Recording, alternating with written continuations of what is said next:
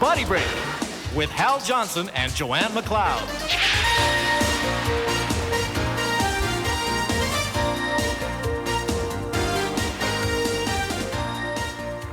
The more time that you spend outdoors, the more you come to appreciate nature. It's a huge playground, and snowshoeing is only one of many winter activities to enjoy. And being active can help you maintain a healthy body weight. So does reducing your fat intake. Now that doesn't mean your foods have to taste bland or dull. In fact, you can lower your fat intake by simply spicing up your foods with seasoning. So here's one of my favorite recipes. In a small baking dish, combine 1 diced green onion, 2 tablespoons of vinegar, 2 tablespoons of water, and 1 tablespoon of salt-free lemon and herb seasoning. However, you can use any flavor of salt-free seasoning to make this recipe a hit. Now flatten 2 skinless, boneless chicken breasts, place them in a baking dish, then turn each piece over once.